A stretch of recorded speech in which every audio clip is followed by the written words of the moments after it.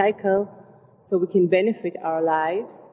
And also, how does it connect to the women's monthly period? Thank you. Well, energetically, they are deeply connected with the vibrations of emotionality. So you can explore different aspects of your emotionality during the different cycles of the moon. If you're asking for a physical explanation, well, you can look that up on your own in your internet because it's easily understood why there are different phases of the moon with regard to its position in its orbit around your Earth relative to the sun.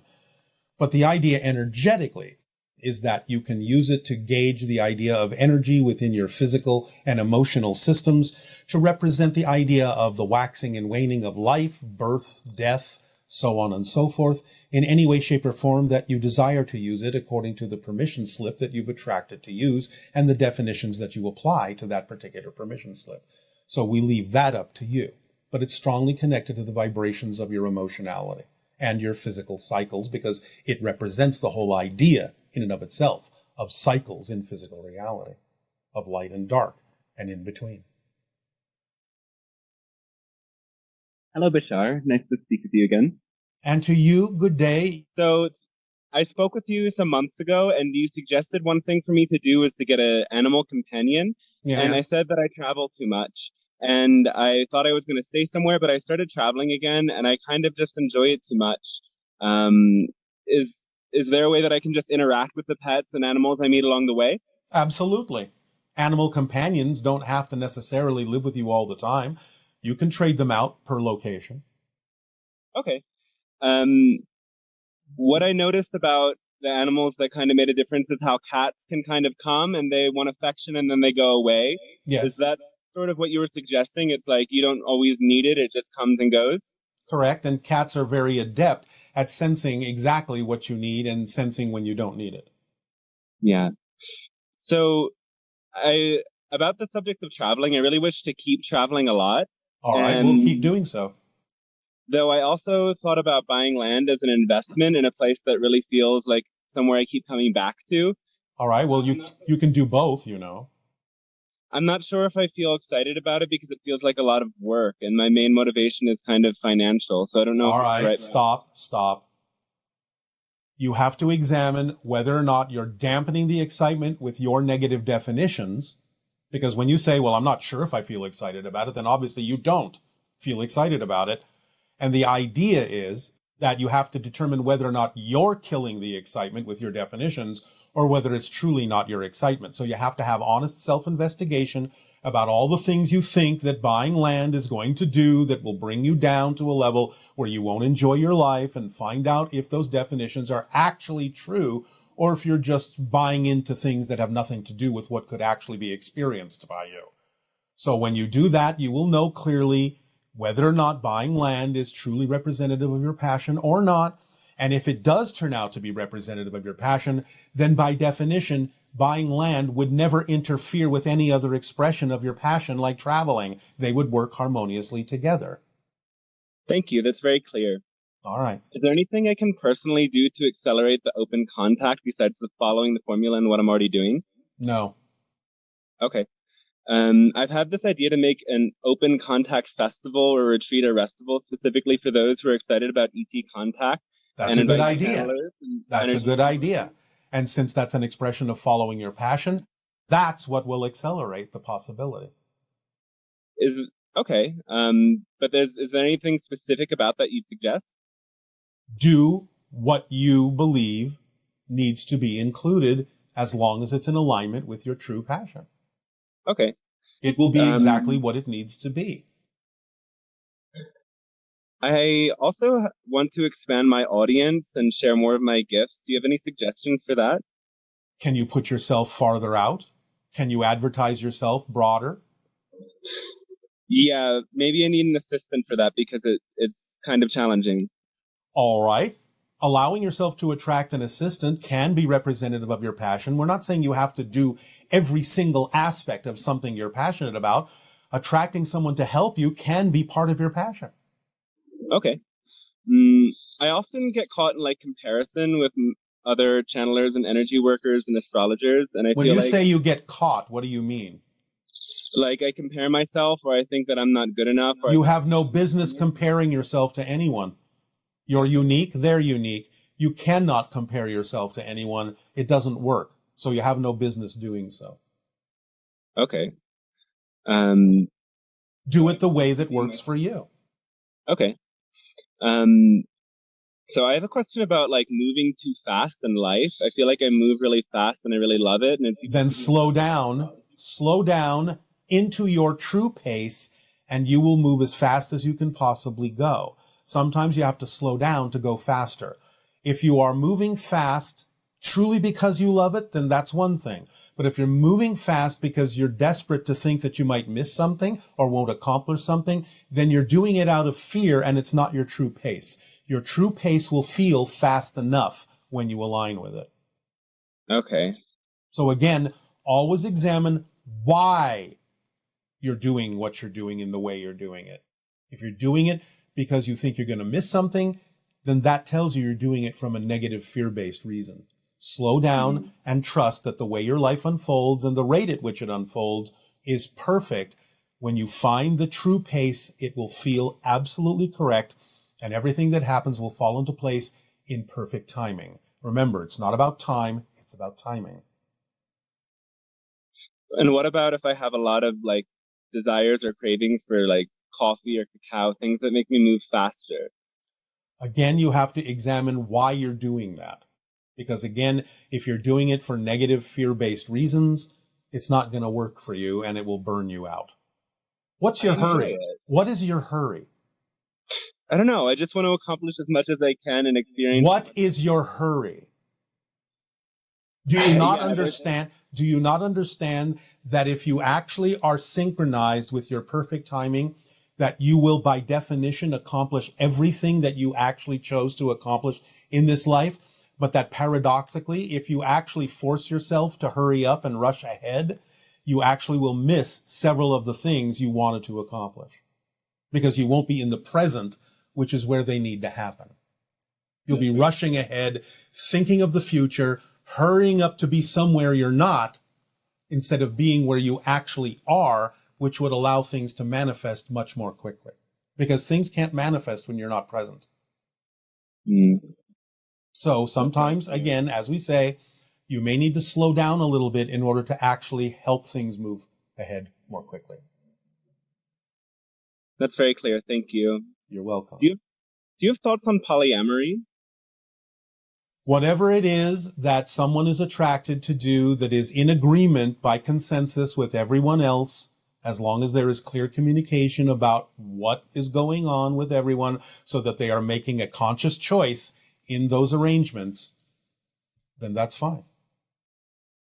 Is there a way to kind of transcend jealousy in those settings, or is that always a part of our human experience? No, it is not. Jealousy means you think you're missing something. That you're not getting what you need. It is a poor me situation. I'm deprived definition.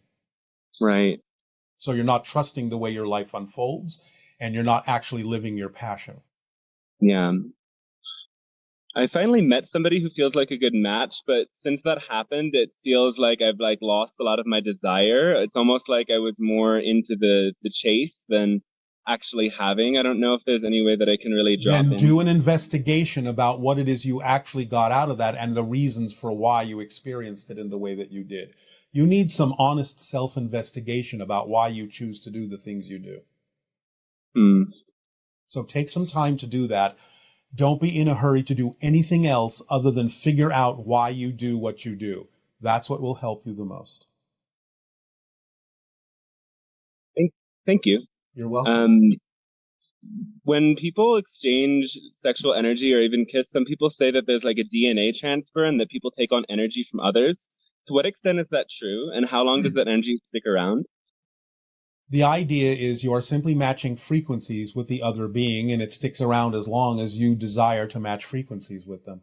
And then when you change your frequency... Some people are very dogmatic about that. I understand. Do you have any perspective on the importance of gay, lesbian, and bisexual people and other queer people in that planetary evolution or ascension? It is important for the evolution on your planet because it shows people on your planet that there are many different ways to express the soul and love. And on individual levels, is there something more significant that we can cultivate? Well, it can be. Yes, it can be, but we're going to leave that up to every individual who experiences it. That was all of my questions, too. You answered every single one. Thank you very much. You're amazingly synchronistic, and I love you so much. We love you unconditionally. Please move forward in your life in the best possible way for you, paying attention to why you do what you do. That's all you need to do. Okay. I hope to meet you soon. I hope that all of our extraterrestrial friends can land and we can have a big party. Someday that will be possible. I look forward to it. Thank you, Bashar. You are welcome. But that's pretty vague. I think. Like, when you say mind, does that include the higher mind, or is it just the physical mind? And as a healer, like, my experiences definitely would agree with the idea of the mind existing with, like, the physical mind existing within the body. That much seems very clear. But logically, I still grapple with that one because our physical health is so impacted by the beliefs and definitions that we have in our mind. So it would appear that the body is subject to the mind, even though I know that can't be, that the mind has to be subject to the body. And I would love some great examples, or at least one good example of how the mind is subject to the body. That would be helpful. Please comment. Thank you very much. All right. Well, in some cases, you're accurate, and in some, you're sort of mixing your metaphors.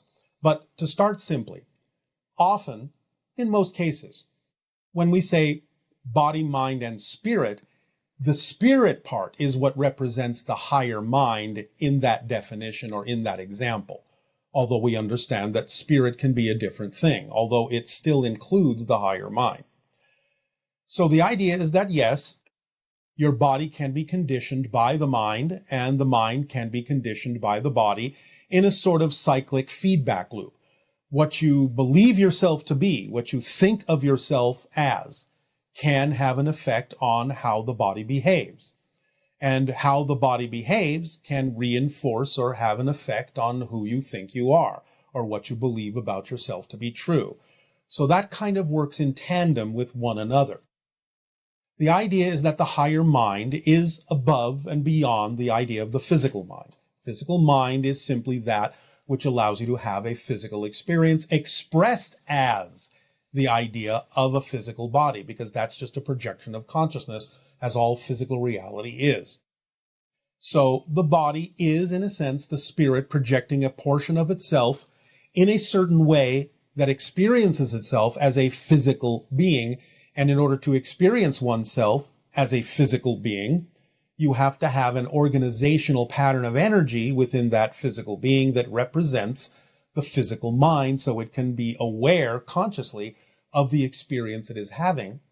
The soul, as we have said, is sort of like unfired clay. The spirit is the ceramic, that is the fired clay, that represents the particular specific experience you're having as a particular physical identity, and therefore is contained within the oversoul and the soul, ultimately. But the higher mind is a splitting of the soul into the non-physical guiding higher mind, and the physical mind having the physical experience. Once the physical mind exists, then the body is subject to the belief systems in the physical mind, and again, the body can reinforce those particular physical beliefs within the physical mind. We do not know if this is a clear enough explanation for you, since we're not interacting with you. But generally speaking, you have the oversoul, the soul, splitting itself into the non-physical higher mind and the physical mind, which then can have an experience of creating the spirit that is then once again taking that specific physical life experience and incorporating it back into the soul's experience and feeding that back into the oversoul's experience, which feeds it back into all that is. Hello, Bashar. And to you, good day. So nice to connect with you again. Thank you so much for this wonderful opportunity. It is our passion and our pleasure. Please speak up. Sure. I also want to thank you for that monologue. My heart is definitely racing after listening to that. Oh, all right. I had some questions for you that are a little off topic, if that's okay. All right. That's all right. So the first question actually had two parts to it, and it mainly has to do with state of being. Yeah. Lately, I've been feeling that I'm able to embody that frequency, that energy of my future desired self, who in this case is a rap star. That's one of my biggest dreams is to be a successful rap star one day. All right. Now, one moment. Let me stop you. Sure.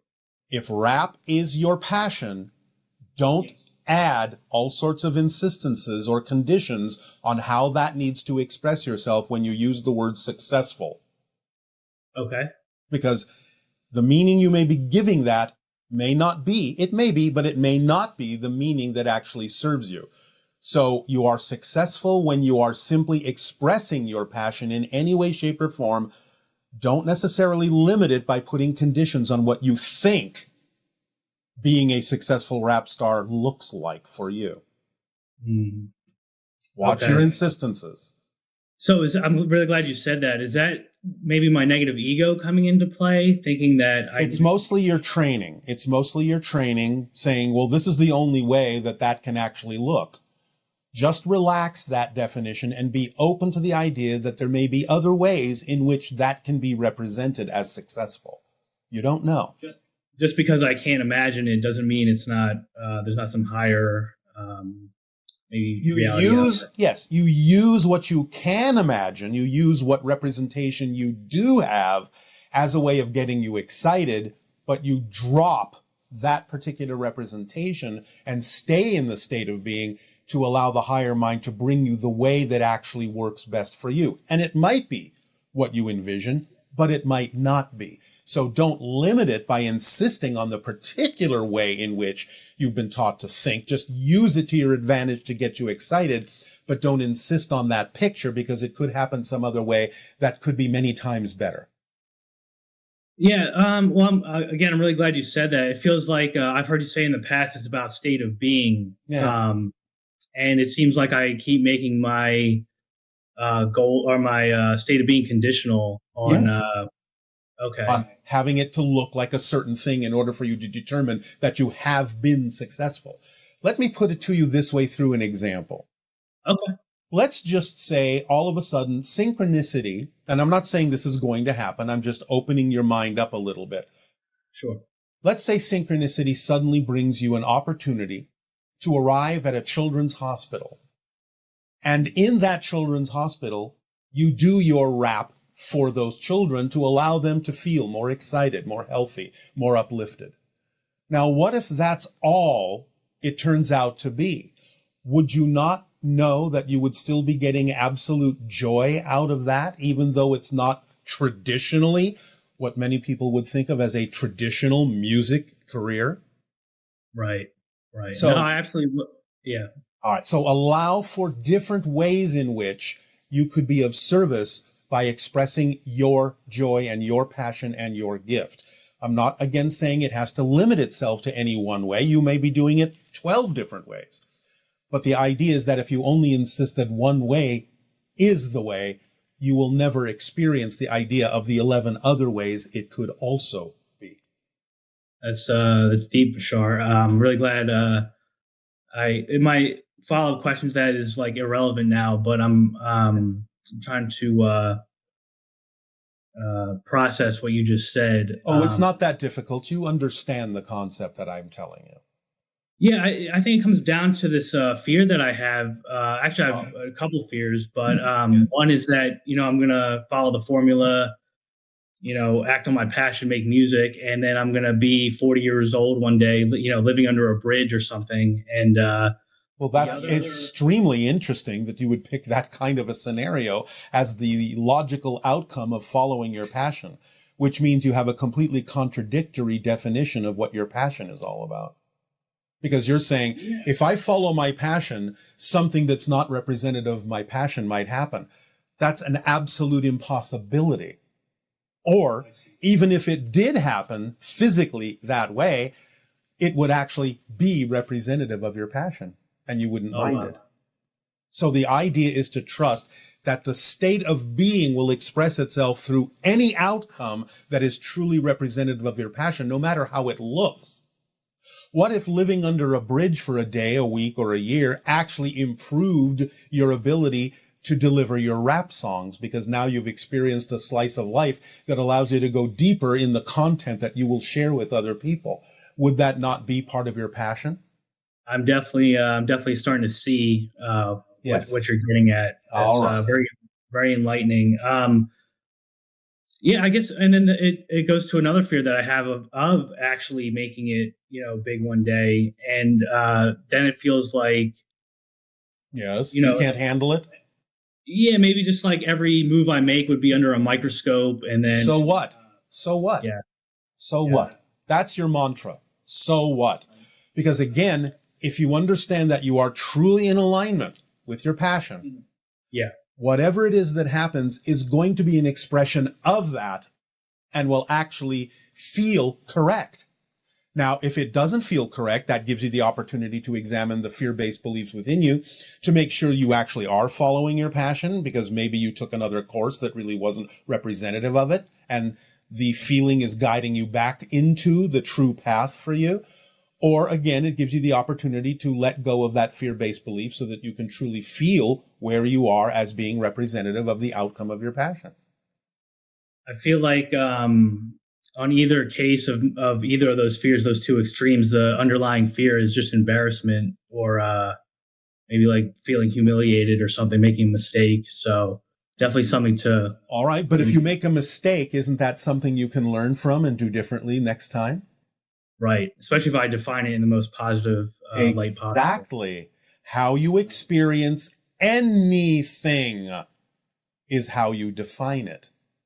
Nice. So I'm not saying you suddenly recognize negative things as positive things. I'm saying you recognize that even when something is generated by a negative experience, you can still get a positive experience from it if you stay in a positive state. Remember, that is one of the stages of the formula. You stay in a positive state no matter what happens, so you can get the benefit out of it. Right. Otherwise, you'll only experience the negative side of it by defining it in a negative way. Oh, this shouldn't have happened. I did something wrong. This doesn't belong in my life. I'm not capable. I'm not good enough. I'm not worthy, blah, blah, blah. And then if that's what you prefer, then that's what you'll get. Right. Awesome. So glad you said that, Bashar. Thank you so much for your time. It is our passion and our pleasure. Really appreciate it. Till next time. Good day. Good day. If I can wrap my head around the idea of talking to a society 500 years in the future, but this is... Well, you don't need to wrap your head around that. It's the information that is important. It doesn't matter whether you believe we are who we say we are. It's simply a methodology of delivering information, and if the information is applied in your life, the proof of the pudding, as you say on earth, is that the information will make the changes in your life that are important. It doesn't matter whether you believe the source of the information if the information works for you. Oh, okay. Recently, I read a book on a lady's experience on a near-death experience. Yes. She talked in depth about how she levitated over her bed with doctors trying to save her life. She experienced, she listened to conversations down the hall. Yes. And these are all typical experiences in out-of-body near-death experiences. Right. So what I was really perplexed by is the communication to a higher frequency she claimed that she had with her father that passed away 7 years before, and then also her friend 3 years after that. Yes. She said words can't describe how efficient the communication was. And I was just wondering if you can elaborate on how higher frequency works, and if that's the same is that the same communication you have with other sasanis? Yes. The idea is that all information exists at the same time. Time is an illusion. So the idea is that when a concept is formed, all the information having to do with that concept is there all at once in a non-verbal way. The idea is that even going on in this channeling, in this transmission, when someone asks a question, all the information is there and it is delivered by us all at once.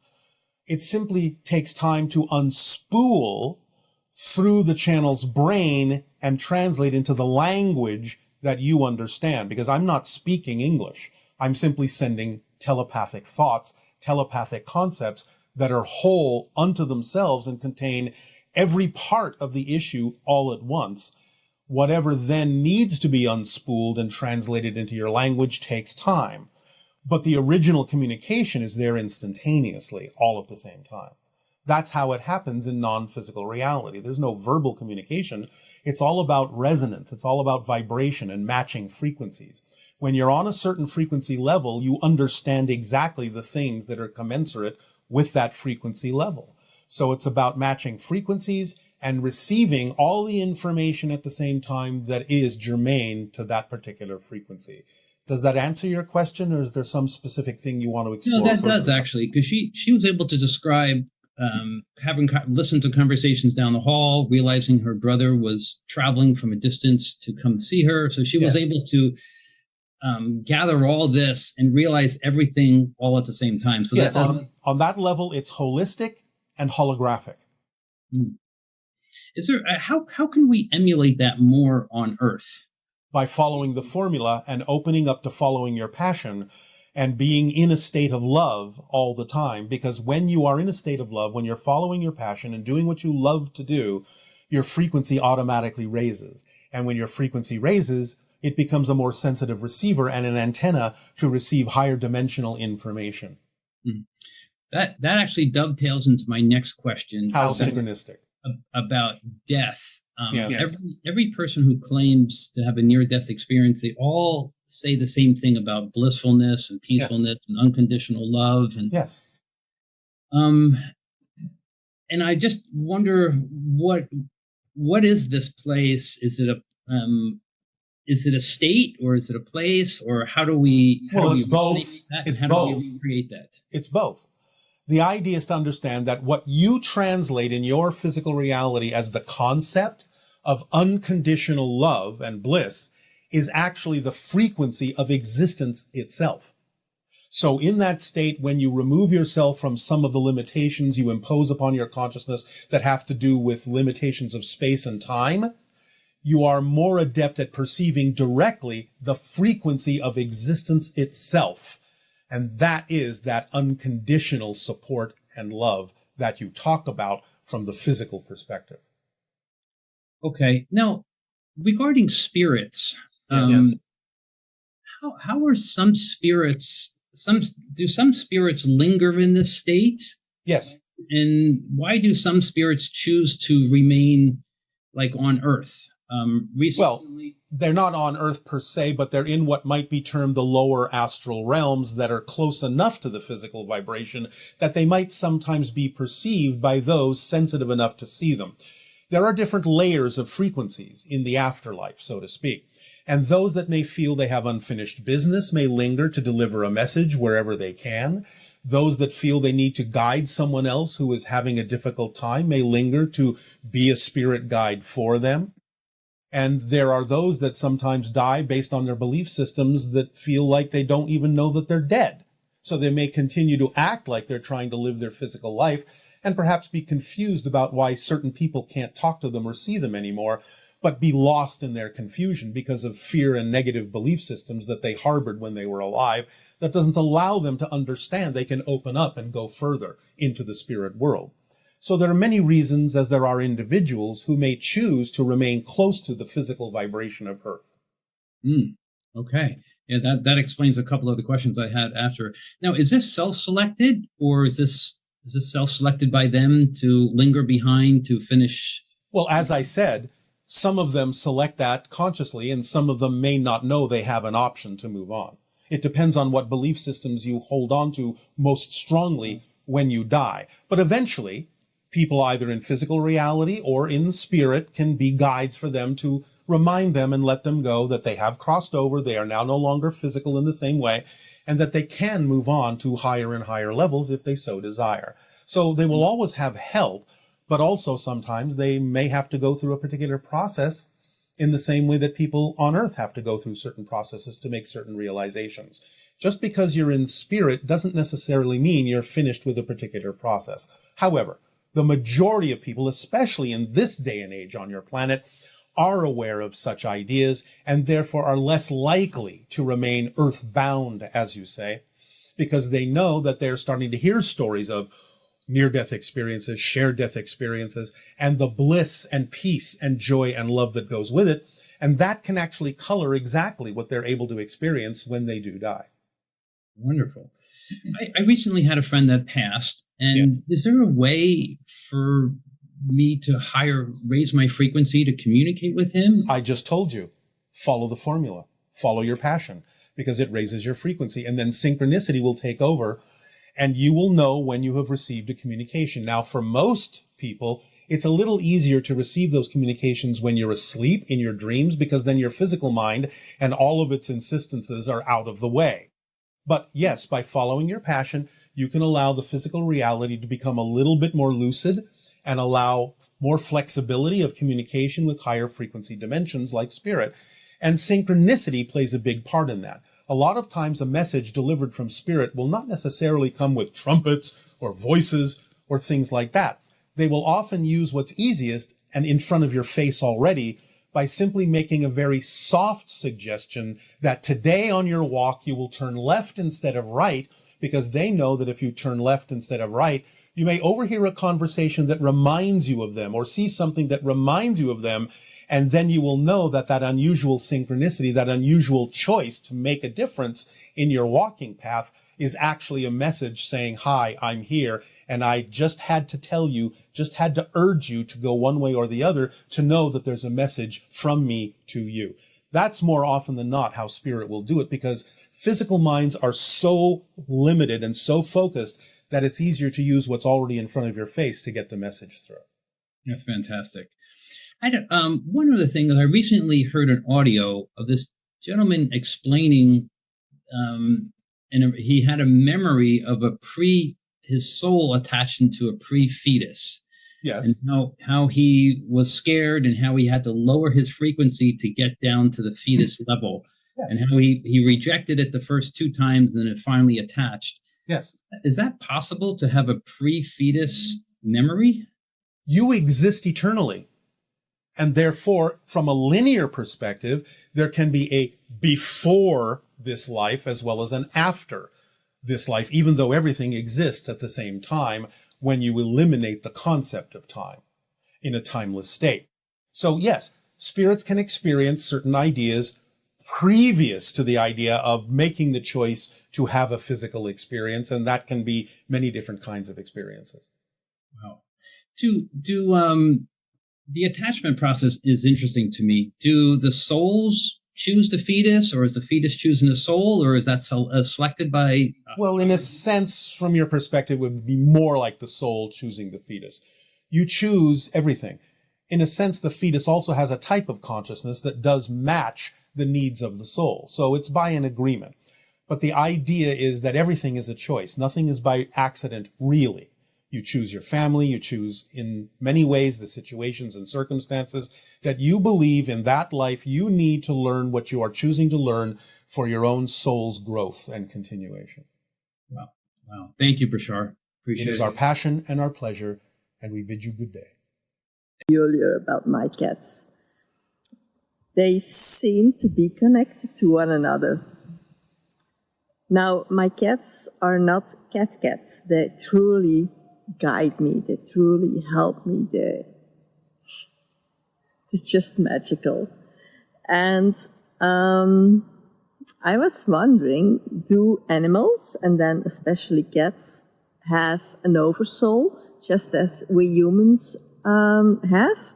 And the cats that truly take on this mission, maybe, to guide humans, do they come from the same oversoul? Thank you for broadening up my perspective on this. Thank you. Bye-bye. Yes, cats can have an oversoul.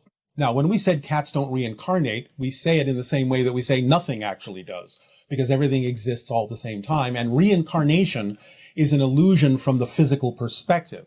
You can create a sensation in physical reality, a perspective from physical reality that one life happens after another.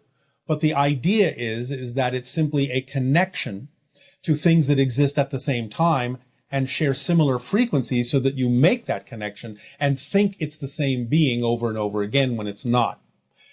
Different extensions of the same oversoul happening from the oversoul's perspective at the same time can play out in linear time-based physical reality as if they're in different times, all connecting back to the same oversoul. So reincarnation is the experience you can have from the physical perspective, but mechanically speaking, there's no such thing for humans, animals, or anything else, because everything exists all at the same time, and you make energetic connections to all these other things to create a linear continuity between them that makes it seem as if reincarnation is the mechanism, when all it is the experience from a particular perspective. But yes, there can be similar vibrations in cats that will be necessary to work with different humans in different ways or other beings in different ways. That creates a continuity that human may need to experience in order to understand what's going on as the lesson being reflected. Hi, Bashar. Good day, good day. I'm Rem from Sarasota, Florida. How are you doing today? Perfect, and you? Good. I'm really good. All right. Recently, I've been excited about exploring the Taoist permission slip called Nea Kung and how it relates to the concepts you share with us. All right. Is it working for you? One more time. Is it working for you? Yes. I'm asking some really interesting questions, I think. All right. Practitioners of Nea Kung store energy in the dantian, or the subnavel. Taoist practitioners theorize that is an optimal place to store energy because of some of the first cells created in conception. All right. I was curious why it seems like energy is stored in some places of the body more than others. It seems like the body is entirely comprised of energy, so wouldn't any part of it be receptive? You can use it that way, but again, because you are experiencing a physical reality and have agreed to abide by the conditions and so-called rules of physical reality and processes that exist in physical reality, you can also diversify and look at things in ways that compartmentalize things that may be a way that works better for some people than others. So you can say, well, because this is the first cell created, I'm going to focus on that as having the ability to store a particular kind of energy for my purposes. So it's really all workable. You can look at it any way you want, but if you've gravitated to some particular perspective like that, there may be a reason for it. And it could be the reason that is the perspective that will work for you. Or it could be the reason that gets you to ask the question, can't it be done in any part of the body? So you have to determine which answer is true for you with your investigation. I was also curious about how this relates to, because it seemed to me that it would just be automatic by following the formula. Yes, it various is. Types of energy. It is. How does it mechanically, how does that look? How does what look? Following the formula? No. I mean, when does energy get involved in the formula? What is happening with energy in the formula? Your energy overall is raising its frequency so that you can become a more sensitive receiver and an antenna to higher frequency information from the higher mind, from spirit, from other dimensional beings that can help guide you in figuring out what techniques, what permission slips work best for you. Okay. And so there's another thing too, like the idea that where attention goes, chi flows, and attention is the first primary factor, and then chi is a secondary factor. Yes. Well, the idea is exactly the same thing as acting on your passion. That's your focus. And when you act on your passion, all the energy of your being goes into becoming the driving engine, the organizing principle, the path of least resistance. That's the same thing in different terms. Oh, okay. And is intention related to attention? When you follow your passion, Where else would your attention be? But I mean, intention. Where else would your intention be? If you're following your passion, you simply don't have an intention to do anything else at that moment. That's what we mean by it becomes the driving engine. How do you discern intention from expectation? Expectation in its negative sense is insistence. Okay. So intention is just positive expectation. Intention is just insistence? it's just the way you focus your energy by following your passion. Yes. Okay. Does that help? Yes, absolutely. All right. My last question is, what happens when we get goosebumps? Let's say we hear a meaningful speech or there's a change in music. What causes goosebumps for us in that way? You are aligning with the frequency and all of your little antennas perk up. Oh, okay. Okay, thank you. That's all. You are very welcome. Have a good day. You also. And the allowance of this transmission at this time. Each and every time you co-create with us these interactions, you give us the gift of experiencing through each and every one of you another facet of creation. We thank you for that gift. Let us begin this transmission at this time with the title 2027, the Fulcrum of Contact. Now, we have previously in these transmissions discussed the idea of a general probability for a window for the beginning of open contact between your civilization and other civilizations more openly on your planet. This window in general has been said to be between your years of 2025 and 2033, give or take a year or two on either side. But the idea now is that things are beginning to crystallize a little bit more, and we can, at this point, in scanning the probabilities, pinpoint the year 2027 specifically as an acceleration toward the idea, the beginning of contact in a variety of ways, a little bit more than the idea of just delivering information to you. It will begin slowly, still. We're not saying that in 2027 all the ships are going to land. That's not what we're saying. So please do not misinterpret this idea. There is still a window. It will begin very strongly in 2027, and here is the explanation of why. Many of you are already familiar in your history with the idea of a seminal event regarding UFO contact that happened in your year of 1947, what you call the Roswell incident, where you really first began to realize that you are not alone in the universe through the crash of a UFO in the desert near your Roswell and Corona in New Mexico. From that point forward began a cycle. Once you had become aware as a society that other beings other than yourself exist on other planets and have the capacity to reach your world with their technology, many different things began to change within your collective consciousness, within your psyche, your awareness. And that began a 40-year cycle. Now, the 40-year cycle has been prevalent in your society for many thousands of years.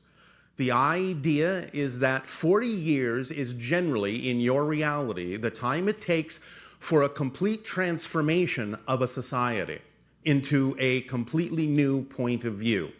You see examples of the idea of people changing over 40-year cycles throughout much of your literature if you look for it.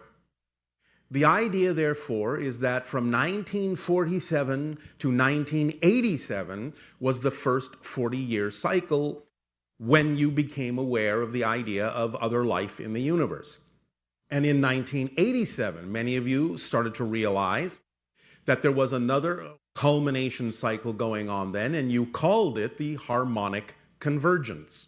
And at that time, we began to bring through more information about what's going on out in the universe and how different kinds of societies relate to your world, specifically about the idea of the beings you call the Greys and how we first began to explain the real legacy, the real history of what that society was all about, being that they were originally humans on a version of Earth in a parallel reality that did not necessarily take care of their world, that destroyed their version of Earth through their technological means and their lack of spiritual context, and mutated themselves eventually in order to survive into the beings you now know as the Greys.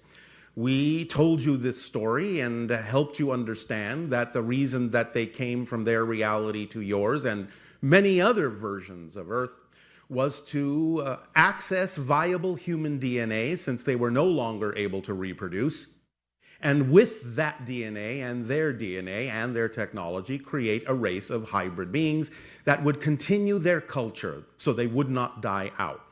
As we have explained many times, of course, we are one of those hybrid civilizations. And Earth, in a sense, in its evolution, is becoming another hybrid civilization. But the idea being, from that point forward in 1987, when you began to realize what the larger story was and how you're connected to it, and how the information that we share with you is not only for the purpose of continuing the Greys' original culture from the parallel Earth, but also to help your world not necessarily go down the same path of destruction, because you had many similar traits and still have many similar traits to what it is that brought about the destruction of their version of Earth in their reality. But by disseminating and absorbing this information into your society, you have the option they didn't have.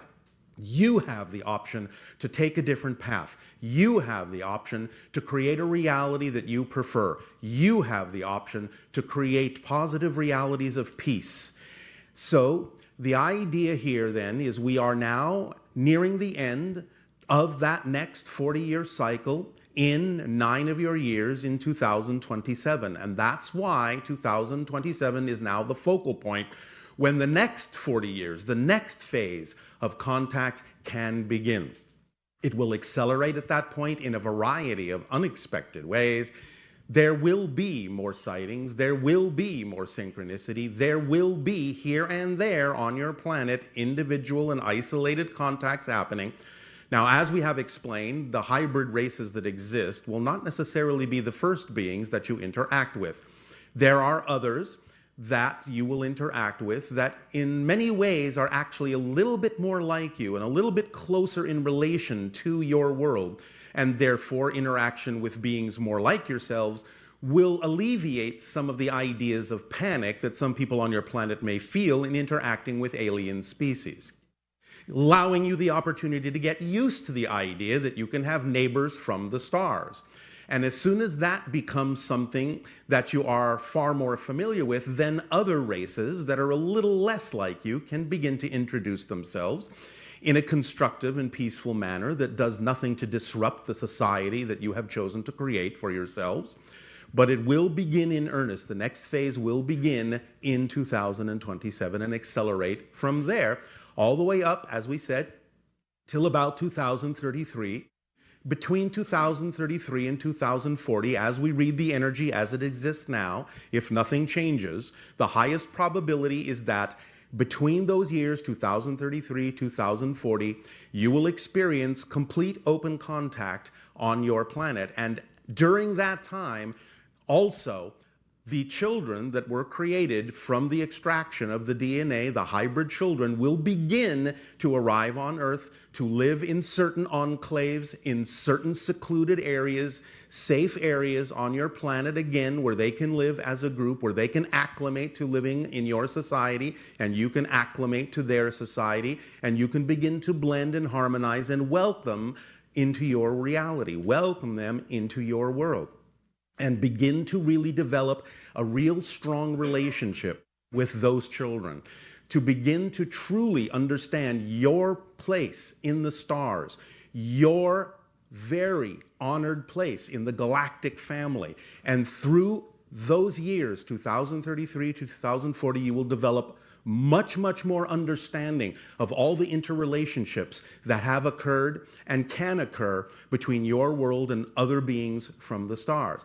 From that point forward, again, as we read the energy now, up till about the year 2050, all of that acclimatization will take place so that somewhere around the year 2050, you can actually enter into membership, if you wish, with the idea of the Interstellar Alliance and truly begin in earnest your education of the galaxy and a true understanding and connection of creation and existence that will spread you to the stars to explore, to discover more of yourself and allow you to truly, from that point forward, develop a true harmony and a true paradise on your planet. So 2027 will be the kickoff point for that, a very strong one, and you will see a lot of different things happening in that year. It will be a very exciting time. Now, before that time, we give you a little bit of a preview coming up into your next year of 2019, which we are going to label the crossing of the threshold. You will find 2019 will have what you would call a lot of things breaking up, ups and downs, scattering, more splitting into different parallel ideas, more dichotomy, more polarization, but again, the continuation of getting everything out on the table so you can decide what kind of a reality you truly wish to have. And it will lead up to your year of 2020, which is a very important point for a variety of reasons we will get into in more detail later. But the idea is you can understand it symbolically as not only the idea of 2020 vision, seeing very clearly now where you are heading, but also the way you use it in your reality of 2020 hindsight, where you can really look back, see where you've come from much more clearly to make a very clear decision in that year of where it is you would prefer to go and really begin to live in the reality you prefer, regardless of what may be going on with other people's choices, regardless of what other choices they may make to experience different kinds of reality than you may feel vibrationally compatible with. Regardless of that, the splitting into the different parallel realities and the different paths that can lead you into the reality you prefer will truly be happening in 2020, where you will have a much clearer understanding and a much clearer vision of where you've come from, why you've come that way, and where you can go from there. And that will help in that period leading up to 2027. That will help crystallize it for you and make sure that you are precisely, exactly, synchronistically where you need to be that serves you best in 2027 so that you may experience the fruits of all you have learned in the beginning of the point of contact with other worlds. So we thank you for working with us in this way. It is absolutely our passion to be able to further contact with your civilization among the other civilizations that we have contacted. It gives us great joy to be able to know that it is possible to interact with your world in this way and invite you into the family so that you can begin your process of moving at whatever pace is comfortable for you from the idea of Homo sapien to Homo galacticus. So, we will talk more about this in more detail as the years progress, as it begins to unfold. We will point out certain synchronicities that it would be wise to pay attention to so you can add them to your bag of knowledge and your ability to gain more insight and outer sight as to what's going on around you more clearly. And taking into account what we discussed last night of your time, knowing that you are all time travelers in a sense, determining which parallel reality paths you are taking by following your joy, by acting on your passion to the best you can, dropping all the insistence on what you think is supposed to happen and letting reality show you, letting creation show you the gifts that it has for you and responding to them in a positive way will drive you forward and allow you to experience the great acceleration that we're talking about that will come to a head in 2027. So then, In return at this time for the gift that you have given us in allowing us to experience all of you in this way and form a link and a bridge to your society with ours, I ask in return, how may we now be of service to you? Please begin with your questions and dialogues if you wish. Or lowering your vibration. Yes, and I was wondering what it is actually. It's your energy. That's vibrating. Energy has frequency to it. A simple example is what you call your visible spectrum of light, yes? You know it's all the same kind of electromagnetic energy, but you know that red is a different frequency, a different vibrational rate than blue, which is a higher vibrational rate. Yes? Yes. So when you allow yourself to align with your truth, your passion, your creativity, your love, you are allowing yourself to upgrade and accelerate, raise up your frequency. And by raising up your frequency, it makes you more sensitive as a receiver, in a sense, as an antenna, to pick up on even higher frequencies above and beyond your reality. Your senses expand. You start being able to perceive the structure of existence. You start being able to understand that you have a direct connection to source. You start being able to actually experience it in that way. You start being able to realize that you are already being given everything you can possibly be given. You don't necessarily have to ask for more. It's that you just have to pay more attention to what you're already getting. And raising your frequency makes you a more sensitive receiver to be able to pay more attention to what you're already being given that helps you. Yes? Does that answer your question? I think I could think about that for a long time, actually. Well, if you insist. You can think about it for as long or as short as you wish. But it's really not that complicated. You're just making yourself basically more sensitive to receive higher energy information by matching that level, by matching that frequency. Remember, the principle is you cannot perceive what you are not the vibration of. So when you are vibrating at a certain rate, at a certain frequency, you can't perceive the things that are vibrating like this. You have to raise your frequency and become matched to that frequency like two tuning forks to be able to receive and understand and translate and process that vibration and all the information and all the experience that is relevant to that vibration. If you're down at this level on this vibration scale, you can't really have any experiences that are representative of a different vibrational level. Make sense? Yeah. You have to think about that for a while too, I suppose. But to rate, I guess the second part of my question would be to raise my vibration. That's the formula that we've given you all. Yes? You act on your highest passion because passion is the translation in your body of your true frequency. Okay. You do it to the best you are able, and you do it with absolutely no insistence and no assumption, thinking that you know what the outcome is supposed to be of acting on that passion because your physical mind really has no idea. And if you insist on knowing what that outcome should be and put those kinds of restrictions on it, your higher mind and creation cannot necessarily then give you what could actually be much better than you have imagined. So you have to really trust the synchronicity and the higher self to deliver to you, when you're in the correct vibration of passion, all the things you truly need at that moment. Your physical mind is only designed to understand and experience what's happening, what's going on right now at this moment, and take that experience in. Your physical mind is not designed to really know what's going to happen, but higher intelligence does. And therefore it guides you and says, follow your passion. That's the compass needle pointing to your true north. That's the compass needle that allows you to align with your true self and your true path in life. Follow the passion, follow the love, follow the excitement, follow the curiosity, follow the creativity. That's what you are. That's who you are.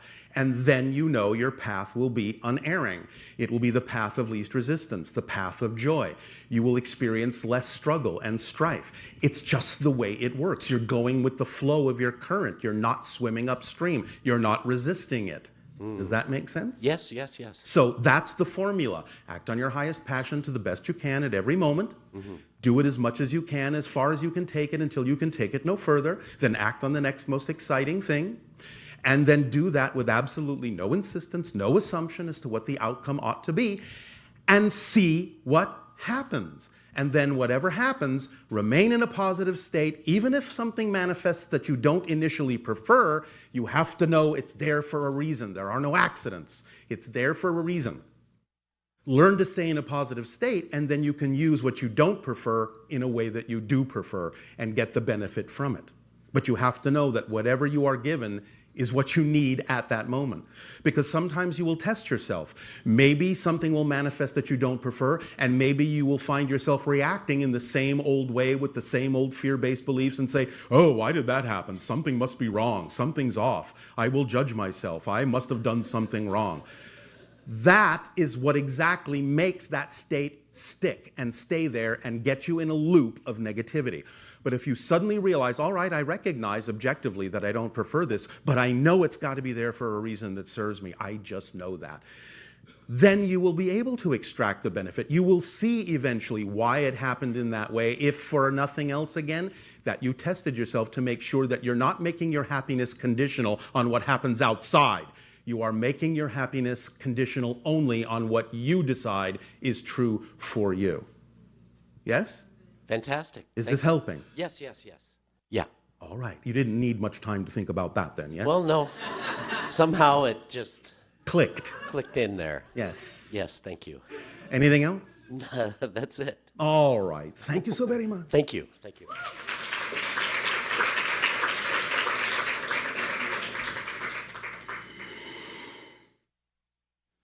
Hello, Bashar. And a you good day.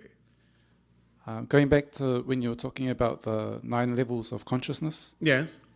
I was trying to get a better understanding.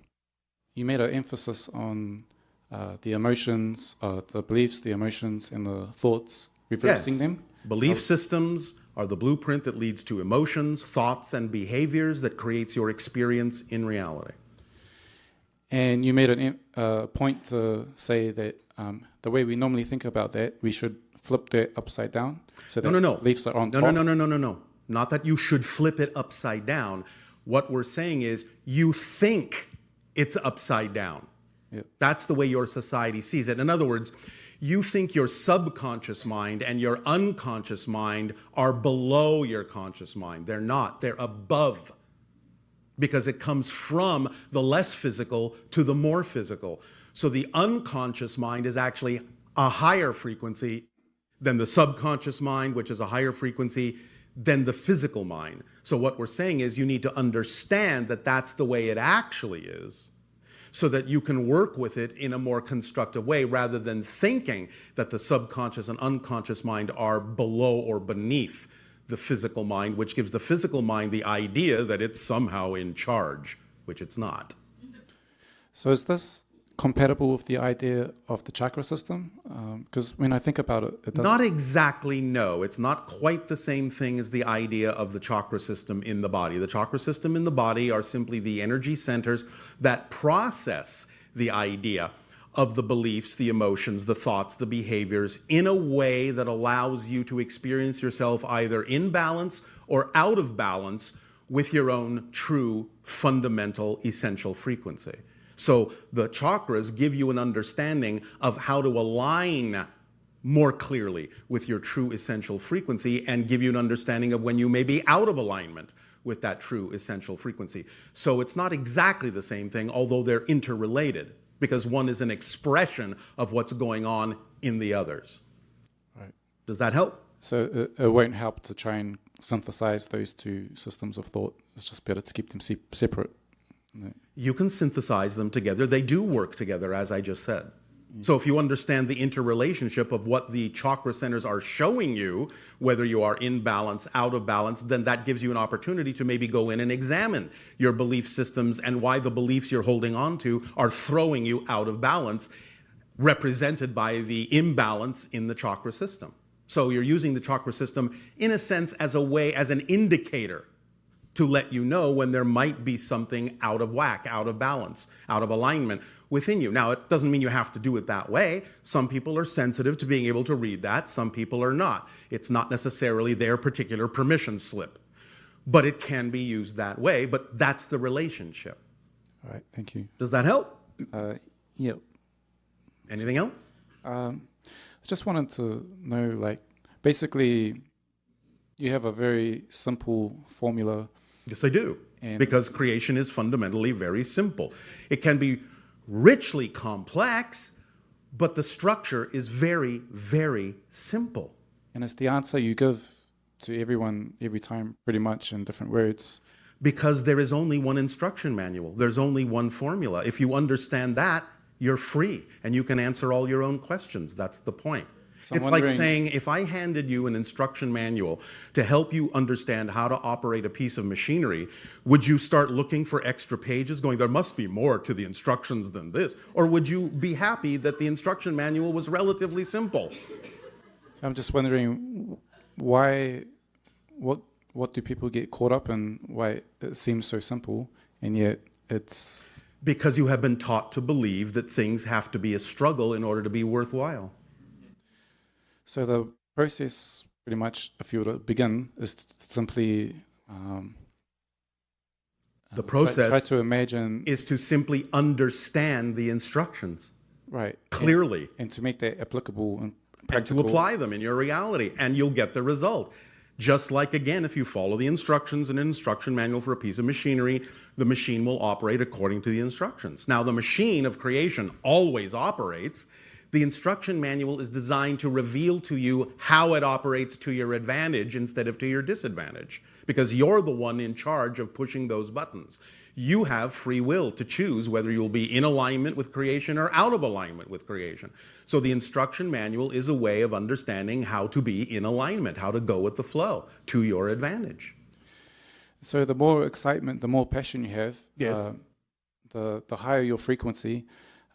Yes. The more you act on your passion. It's not necessarily about the volume of passion. It's about the frequency upon which you're willing to act on it. Because sometimes you can start small and you can say, well, I don't have any large-scale passion project or a large-scale passionate career or anything like that. But at any given moment, I have a number of options available to me that I can take action on. They can be very, very basic and very simple. Take a walk, read a book, call a friend, eat a meal.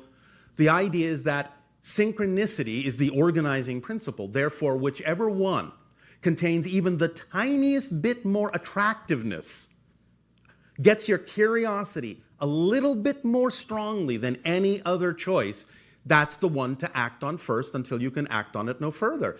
When you can act on it no further, then look for the next thing that has even just the tiniest bit more excitement in it, more attractiveness in it than any other choice, and act on that next. That's how synchronicity brings it to you in a way that makes it organize all the things you need to do in the order in which you need to do them in perfect timing. And you can start that way. Now, eventually, if it needs to build up into something bigger, then it will snowball into something bigger because more and more opportunities will come to you synchronistically that might be representative of larger opportunities, larger expressions of your passion. But it's not so much about the volume itself as it is the frequency with which you're willing to act on it that makes the difference. So there's not a threshold of energy, so to speak, that you have to cross before a manifestation occurs? You're always manifesting something, aren't you? Aren't you manifesting right now? That's your nature. If you weren't manifesting, you wouldn't be having a physical experience at all. So obviously you can manifest. It's about becoming more aware that you manifest, and it's about becoming more aware of how you manifest, and about becoming more aware of how you can prefer to manifest things that are more in alignment with who you truly are. It's not about learning to do something you're not already doing. It's about becoming more aware of what you're already doing in a conscious way. That's all. You're already manifesting. That's natural. It's built in. You can't help it. That's just what you are. You're a manifester. You're a co-creator.